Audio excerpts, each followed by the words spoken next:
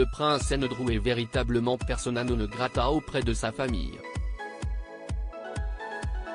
Embourbé dans le scandale depuis les accusations de viol sur mineurs dont il est au cœur, le fils de la reine continue sa descente aux enfers.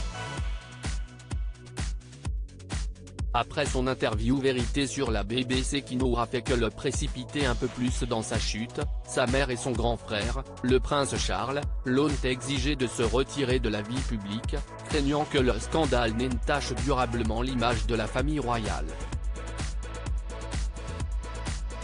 Le prince Andrew ne pourra donc plus jamais représenter la couronne.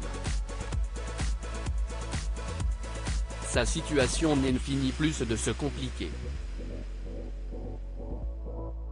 Selon le Daily Star, précisément à cause du tollé, le prince Andrew et Sarah Ferguson ont renoncé à se montrer publiquement ensemble à l'avenir.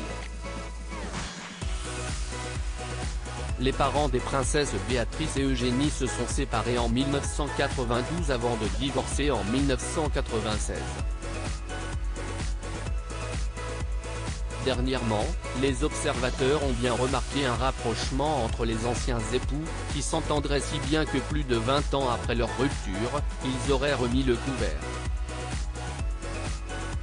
Une relation qui, sans le scandale, aurait été officialisée ces prochaines années, affirme le Daily Star.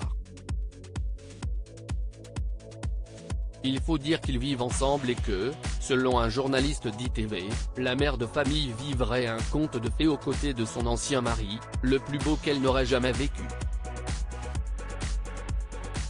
Sarah Ferguson est également un soutien sans faille pour son amant. Vers un mariage privé ? Autre désagrément collatéral de cette polémique générée par le prince, le mariage de sa fille aînée, Béatrice, avec Edoardo Mapelimosi, prévu au printemps prochain. Alors qu'à l'origine, cela aurait dû être encore un beau mariage royal, similaire à ce qui avait été organisé pour sa sœur Eugénie lors de sa noce avec Jack Brooksbank à la chapelle Saint-Georges du château de Windsor. La presse britannique en vient même à se demander si le couple ne fera pas le choix d'une cérémonie plus intime. Andrew est tellement toxique pour le moment, je ne serais pas surpris si ce serait un mariage privé avec quelques photos publiées après, a fait savoir Phil Dampier auprès du Mirror.